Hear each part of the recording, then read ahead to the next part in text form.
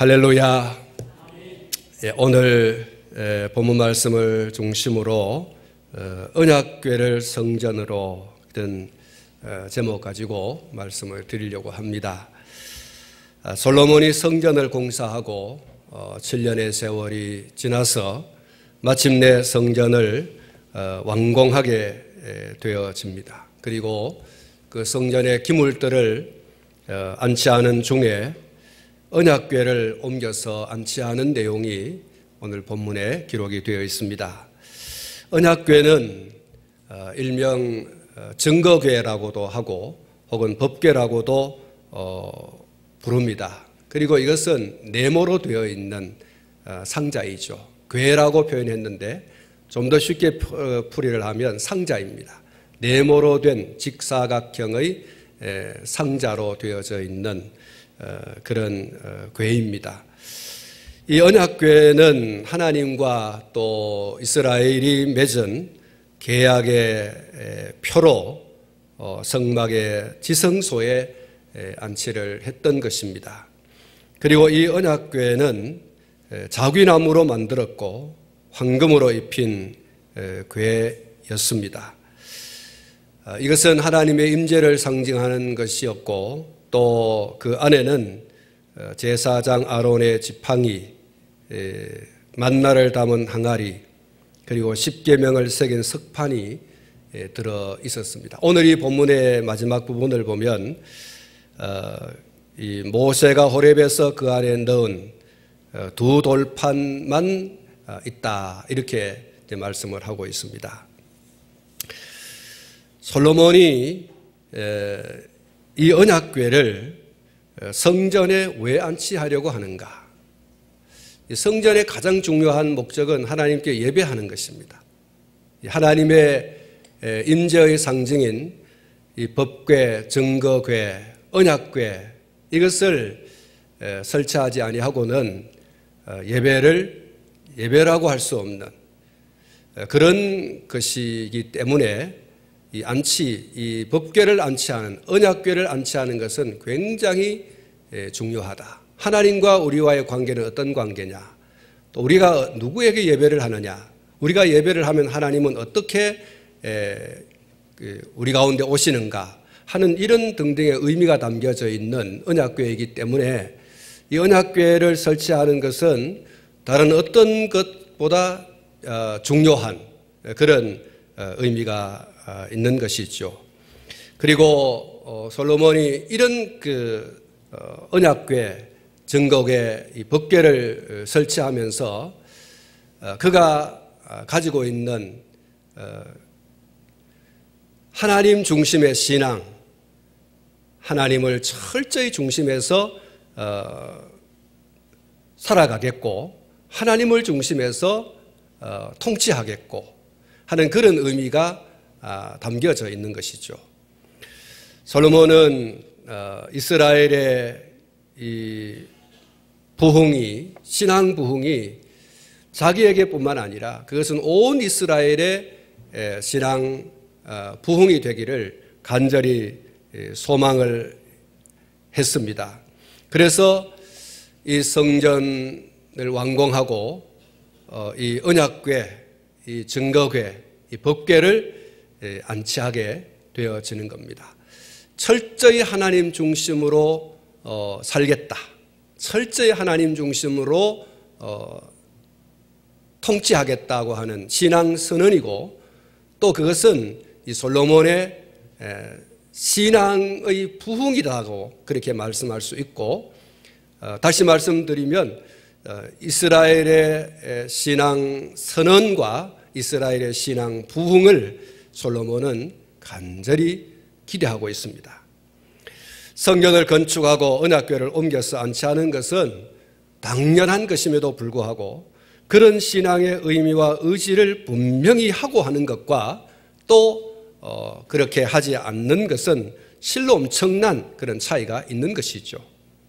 사랑하는 성도 여러분, 우리는 우리와 우리 가족이 그리고 우리 민족이, 나와 우리 가정과 우리 민족에게는 하나님 한 분밖에는 없다.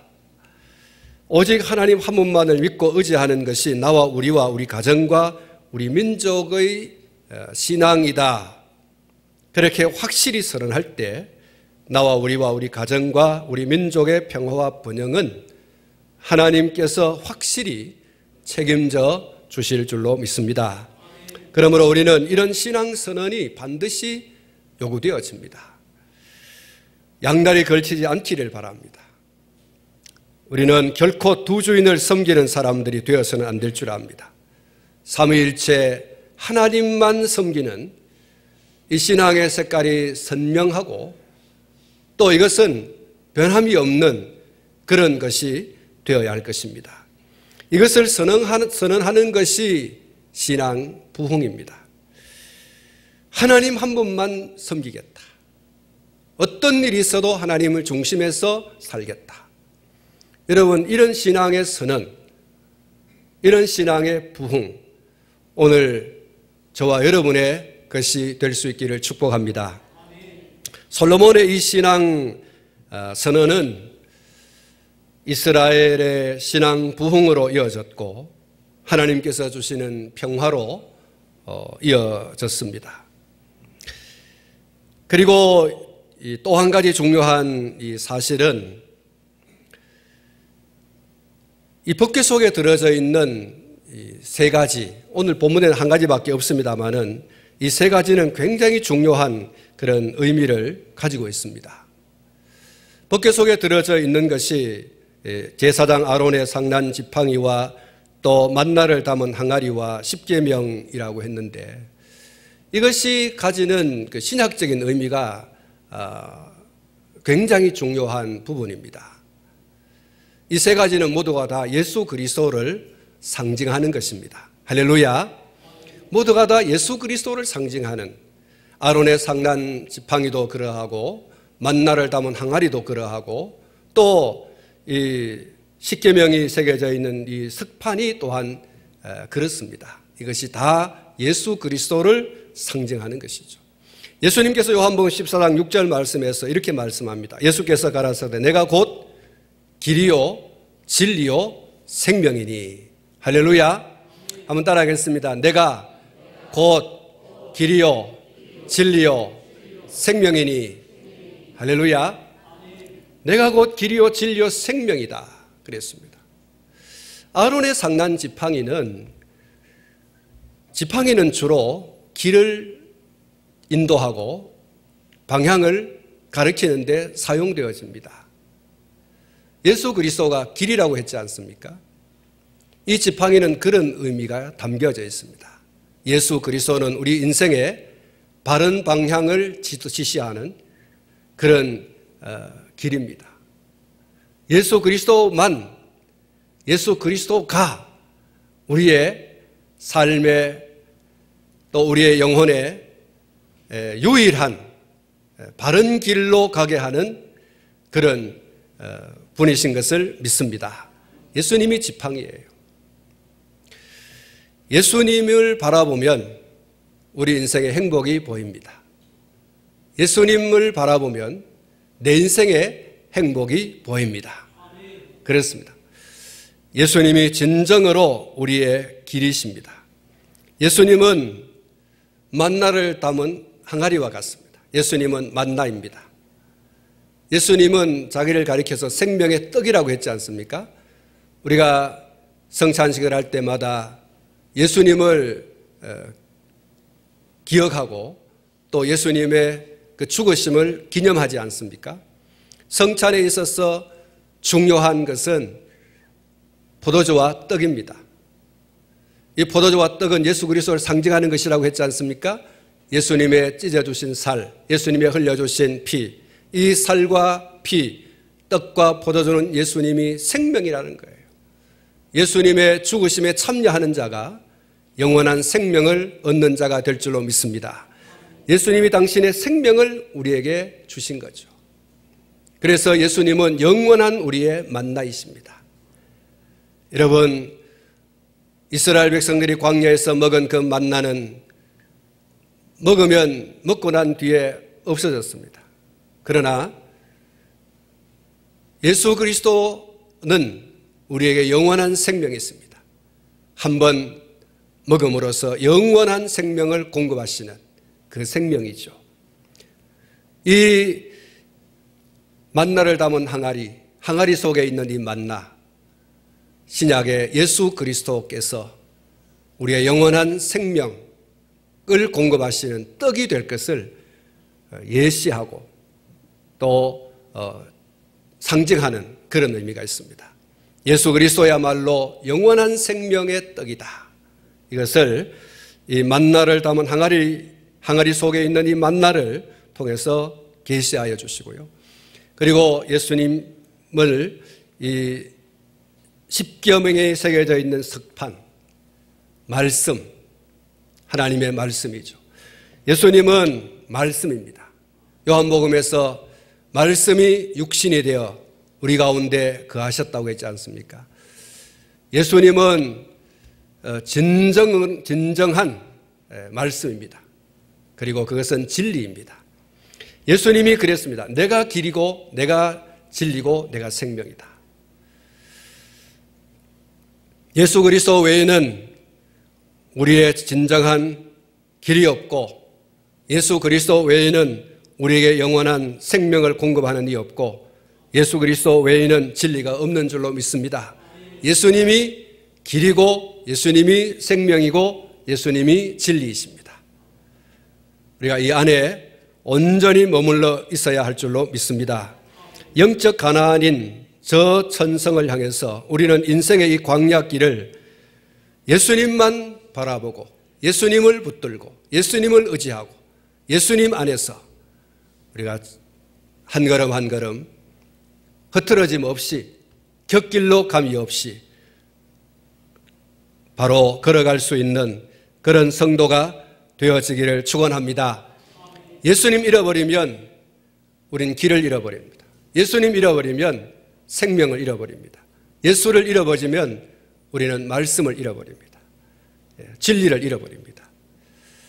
사랑하는 성도 여러분, 예수 안에 길이 있고 예수 안에 생명이 있고 예수 안에 진리가 있는 줄로 믿습니다. 예수 안에 고민할 필요가 없습니다. 예수 안에 염려할 필요도 없습니다. 나는 어떻게 될까? 나는 어디서 왔고 무엇을 하고 어디로 갈까? 걱정할 필요가 없습니다. 예수 안에 답이 있는 줄로 믿습니다. 여러분 그 답을 붙들고 저 천국을 향해서 이 광야와 같은 인생길을 노래 부르며 오늘 우리 황권사님 우리 집사님 찬송한 것처럼 여러분 저 청성을 향해서 찬송하며 걸어가는 그런 성도가 되어질 수 있기를 축원합니다.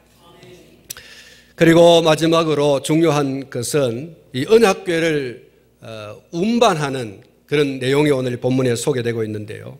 하나님께서는 이 언약궤, 법궤, 증거궤를 만드는 것도 참 중요하지만 만들어진 이 언약궤를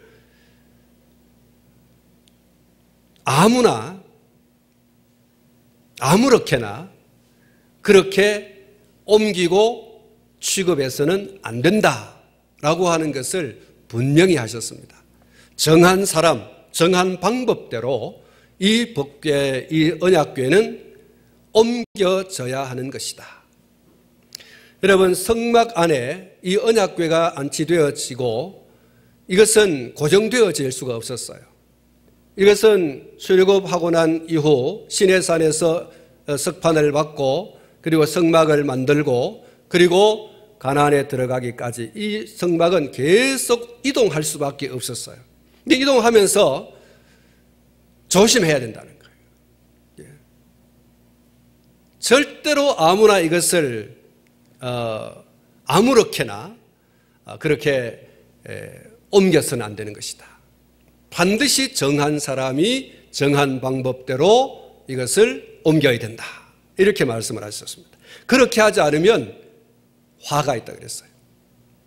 그 화라고 하는 게 죽는다는 거예요. 실제로 법궤를 아무렇게나 이렇게 옮기다가 큰 낭패를 당한 예가 성경의 말이 기록되어져 있습니다. 민수기 4장 15절 말씀에 보면 진영을 떠날 때에 아론과 그의 아들들이 성소와 성소의 모든 기구 없는 일을 마치거든 고핫 자손들이 와서 맬 것이니라. 그러나 성물은 만지지 말라. 그들이 죽으리라. 이렇게 말씀을 했습니다. 신명기 10장 8절 말씀에 그때 여호와께서 레위 지파를 구별하여 여호와의 언약궤를 매게 하며 여호와 앞에 서서 그를 섬기며 또 여호와의 이름으로 축복하게 하셨으니 라고 말씀을 하고 있습니다. 레위 지파의 고핫 자손들이 어깨에 메고 옮겨야 하는 것이 언약궤를 옮기는 방법이다. 레위 지파의 고핫 자손들이 어깨에 메고 이것을 이동시켜야 된다. 그건 하나님의 정한 법이었어요. 그런데 이와 같은 하나님의 방법대로 하지 않다가 큰 낭패를 당한 사건이 있었는데 솔로몬의 아버지 다윗이 범한 실수입니다. 사무엘상 4장 말씀에 보면 사무엘이 선지자로 부름을 받은 후에 이스라엘은 블레셋과의 전쟁을 치르게 되어집니다. 이스라엘은 그 전쟁에서 대패를 하게 되고 4천여 명의 군사를 잃어버리게 됩니다. 이스라엘 장로들은 실로에 있던 하나님의 언약궤를 가져오자 그렇게 제안을 하게 되고 엘리 제사장의 아들인 홈니와 비느하스가 이 하나님의 언약궤를 전쟁터로 가지고 오게 되어집니다. 언약궤가 진영에 들어오고 이스라엘 군사들이 환호를 합니다. 블레셋 군사들도 겁을 먹습니다. 그러나 전투가 시작되어지고 이스라엘은 또 패하게 되어집니다. 더 심각한 일이 벌어졌는데 그것은 전쟁터로 메고 온 그 법궤를 빼앗겨버리는 정말 어처구니 없는 그런 일이 벌어지게 되어집니다. 그리고 나서 엘리 제사장의 두 아들 홈니와 비느하스가 그 전투에서 죽고 또 이 홈니와 비느하스가 죽었다고 하는 이야기와 또 언약궤를 빼앗겼다라고 하는 그 소식을 들은 엘리 제사장이 의자에 앉아 있다가 뒤로 넘어져서 죽음을 맞이하게 됩니다. 언약궤를 가져간 블레셋에 여러 가지 일이 벌어집니다. 다곤의 신상이 파괴되고 블레셋 사람들에게 독한 종기가 생기기도 했고 결국 기럇야림의 사람들이 여호와의 궤를 아비나답의 집에 들여놓게 되고 그 언약궤가 20년 동안 그곳에 방치되어지게 되어집니다. 사무엘하 6장에 넘어가 보면 다윗이 20년 동안 방치되어져 있던 이 하나님의 언약궤를 다윗성으로 가져오려고 합니다. 그래서 3만 명의 사람들을 보내서 아비나답의 아들 우사와 아효가 하나님의 궤를 수레에 싣고 그렇게 오게 되어집니다. 그런데 잘 오던 이 언약궤가 나곤의 타작마당에 이르러서 일이 벌어집니다. 소들이 갑자기 펄쩍펄쩍 뛰게 되고 하나님의 궤가 수레에서 떨어지려고 하는 그 찰나에 우사가 그 법궤를 넘어지지 않도록 붙들었습니다. 그런데 우사가 죽음을 당하게 됩니다. 선한 의도였습니다마는 그럼에도 불구하고 하나님의 궤에 손을 대지 말라 그러면 죽는다 라고 하는 하나님의 말씀이 우사에게 적용이 되어졌습니다. 하나님의 사람 다윗 왕이 결국은 하나님의 궤를 더 이상 옮기지 못하는 그런 결과를 가져오게 되어집니다. 다윗은 하나님의 궤를 옮기는 것이 정말 선한 의도에서 옮겼습니다만 중요한 것은 하나님의 방법대로 안 했다는 겁니다. 하나님의 정한 사람, 하나님의 정한 그 수단대로 방법대로 옮겨야 하는데 다윗은 그만 큰 실수를 범했던 것이죠. 결국 다윗은 예루살렘으로 하나님의 교회를 가져오기를 포기하게 되어지고 가드 사람 오벳 에돔의 지배로 그것을 메어가게 됩니다. 언약궤가 오벳 에돔의 집에서 석 달 동안 머물게 되어졌고 하나님께서는 그 집에 복을 주셨다고 했습니다. 뜻밖의 일이죠. 그 소식을 들은 다윗이 다시 궤를 예루살렘 성으로 가져오게 되어지는데 두 번째는 하나님의 방법대로 하게 되어집니다. 그래서 순적하게 그 하나님의 궤를 다윗 성으로 모셔오게 되어집니다. 사랑하는 성도 여러분, 하나님의 방법을 찾아가는 다윗의 모습, 여러분 이 모습을 우리가 유념해 볼 필요가 있습니다. 우리는 상상 스스로가 하나님의 방법대로 일을 하는지 안 하는지를 잘 돌아볼 수 있어야 하고요. 우리의 삶의 현장에서 우리가 무슨 일을 하든지 하나님의 방법대로 우리가 해야 합니다. 내 생각대로 하다 보면 하나님 앞에서 많은 잘못을 하게 되고 결국은 실패하게 됩니다. 하나님의 말씀을 좇아서 하나님의 뜻 따라서 하나님의 의도대로 하나님을 바라보고 그렇게 우리가 일을 해나가면 하나님은 그러한 일에 복을 주십니다. 또 그러한 일은 또 잘 되게 되어 있습니다.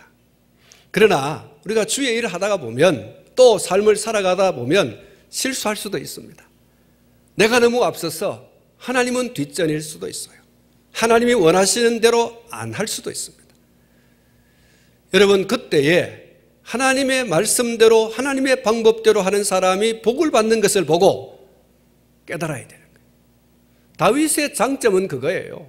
다윗의 장점은 언제나 그렇습니다. 다윗이 얼마나 실수 많이 했습니까? 정말 하나님께서 차마 눈뜨고 볼 수 없는 그런 일들도 다윗은 했던 사람이에요. 그러나 다윗은 자기 옆에서 누군가가 잘못해서 매를 맞으면 깨달았어요.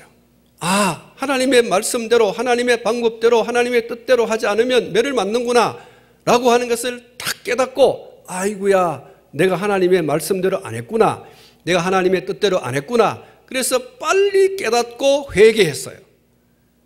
그래서 하나님의 축복을 회복하는 그런 사람이 다윗이었습니다.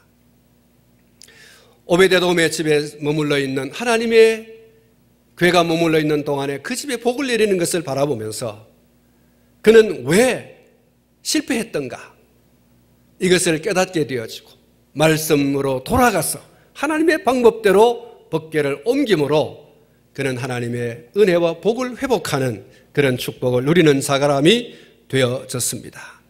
사랑하는 성도 여러분, 하나님이 언약궤를 옮기는 일에 굳이 관여하시는 이유가 뭐겠습니까? 그것은 하나님께서 우리의 삶에 개입하기를 원하시기 때문입니다. 우리는 우리 자신이 하나님의 방법대로 살아가도록 훈련해야 됩니다. 적극적인 훈련이 있어야 합니다.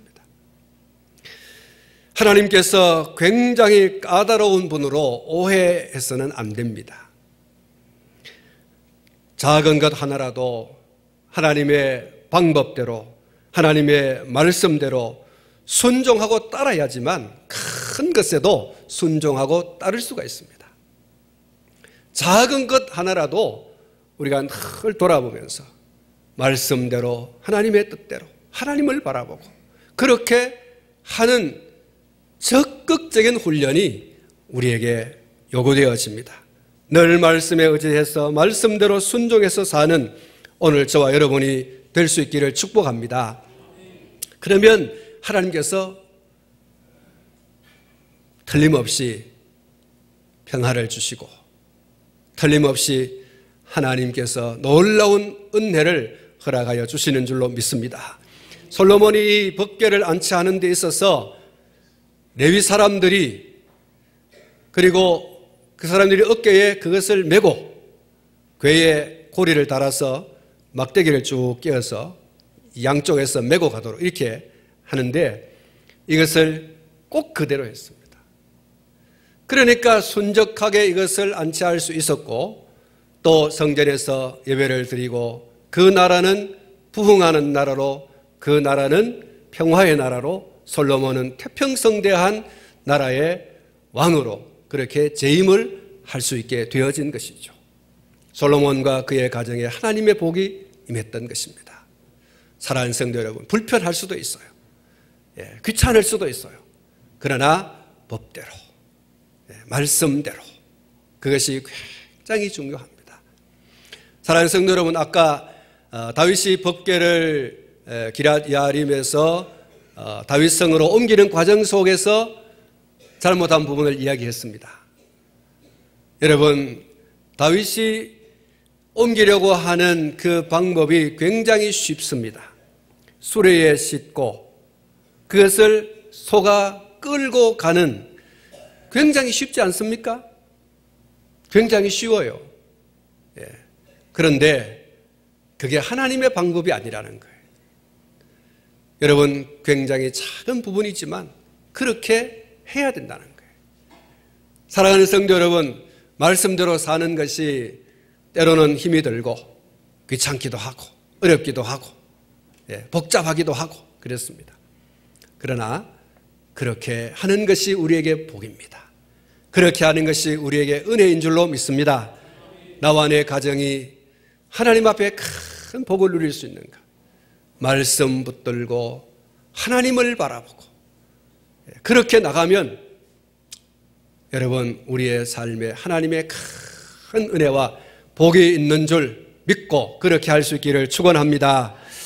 기도하겠습니다. 하나님 아버지,